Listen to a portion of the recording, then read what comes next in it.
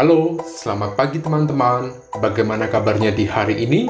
Semoga semua baik-baik saja dan sehat selalu ya. Jangan lupa ya teman-teman untuk selalu menjaga kesehatan, olahraga tiap pagi biar fit. Jangan lupa untuk selalu pakai masker jika teman-teman ingin keluar rumah, dan pula siapkan selalu hand sanitizer. Jangan dulu untuk nongkrong atau berada di kerumunan, pilihan terbaik adalah di rumah saja. Dan bagi yang bekerja, selalulah waspada dan tetap menjaga protokol kesehatan ya teman-teman. Oke, untuk hari ini saatnya saya untuk bercerita lagi. Sebelum kita mulai lagi untuk bercerita, jangan lupa ya teman-teman untuk selalu support channel ini dengan klik tombol subscribe dan jangan lupa untuk aktifkan loncengnya agar ketika saya upload video baru, teman-teman mendapat notifikasinya. Terima kasih. Mohon maaf teman-teman, beberapa hari ya, banyak hari, mungkin sekitar 2 minggu ini saya tidak bisa upload video baru dikarenakan sedang banyak kesibukan. Pekerjaan kantor yang bertubi-tubi jadi membuat saya tidak sempat untuk membuat video lagi. Namun, di waktu yang sedikit senggang ini, saya berusaha untuk menyempatkan waktu membuat kelanjutan cerita antara hubungan saya dengan Leo. Bagi teman-teman yang belum mendengarkan cerita di part ke-1, teman-teman bisa mendengarnya di video sebelumnya. Ku menyesal telah membuka hati part ke-1. Oke, kita lanjutkan saja ceritanya. Saya ceritakan dahulu secara singkat cerita akhir di video part ke-1. Jadi, setelah kami beberapa kali bertemu dan hangout, mulailah kita jadi semakin dekat. Hubungan saya dengan Leo semakin harmonis, dan disitulah mulai semakin tumbuh rasa suka saya ke Leo. Dan karena Leo semakin hari semakin perhatian ke saya, dan juga orangnya baik banget, dia pun juga menunjukkan keseriusannya ke saya dengan menyatakan rasa suka ke saya. Dan dia juga menginstal aplikasi birunya. Tentunya karena saya merasa kalau Leo ini serius dengan saya, akhirnya saya menjalin relationship dengan Leo.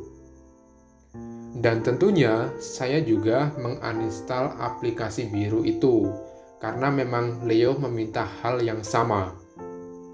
Mulailah di situ hubungan saya dan Leo makin manis banget.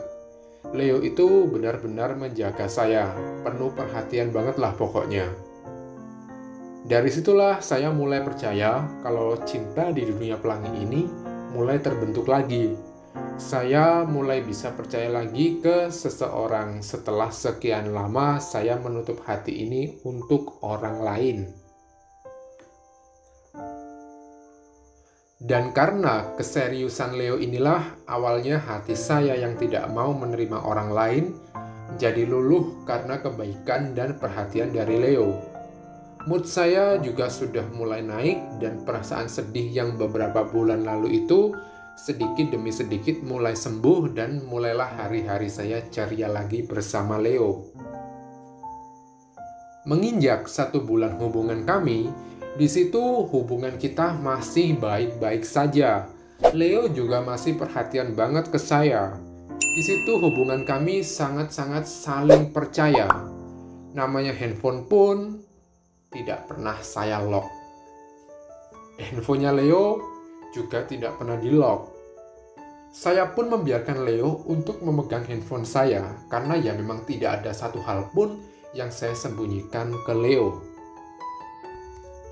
Dan meskipun handphone Leo juga tidak di-lock, saya pun tidak pernah membuka-buka isi handphonenya Leo. Karena di situ saya sangat percaya dan saya berpikir kalau Leo pun tidak mungkin membohongi saya atau menutupi apapun dari saya. Apalagi kalau dipikir-pikir, saya ini kan pulang kerja pukul 5 sore, sedangkan Leo pulang kantor pukul 8 malam. Namun, karena kebaikannya dia, Leo pun masih menyempatkan setiap hari untuk menjemput saya sepulang kerja pukul 5 sore.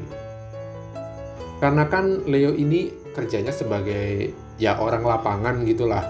Jadi dia masih fleksibel dan masih bisa untuk menjemput saya ketika saya pulang bekerja.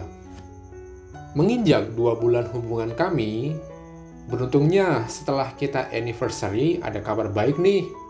Leo memberitahu saya kalau dia dapat promosi jabatan. Wah, tentu itu kabar gembira sekali. Namun ada konsekuensi dari promosi jabatan itu. Karena Leo sudah naik jabatan dan tentunya tanggung jawabnya sudah semakin besar.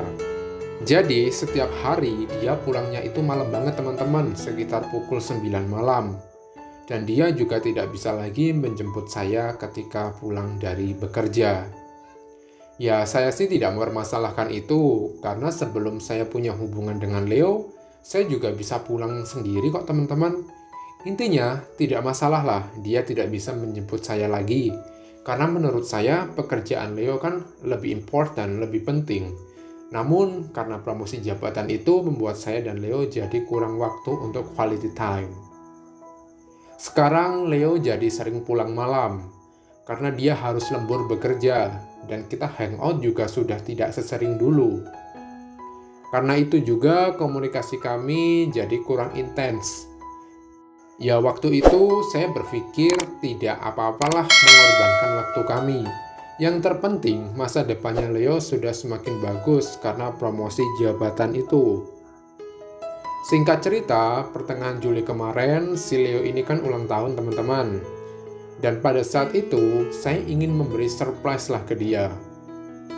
Dan karena dia pulangnya selalu malam, saya punya ide nih untuk memberikan something spesial di malam itu. Dari sore sampai malam, saya mempersiapkan segalanya. Nah, di hari itu saya sengaja nih untuk mematikan handphone saya agar saya tidak bisa dihubungi. Karena rencana saya pukul 10 malam, saya akan ke rumahnya Leo dan memberikan surprise spesial itu. Lalu, sekitar pukul 10 malam, saya mulailah on the way ke rumahnya Leo. Di perjalanan itu, saya sangat senang sekali. Saya berpikir, bagaimana ya perasaannya Leo ketika saya memberi surprise ini ke rumahnya. Pasti dia senang banget. Dan tepat di bulan Juli kemarin, hubungan kami sudah menginjak 2 bulan.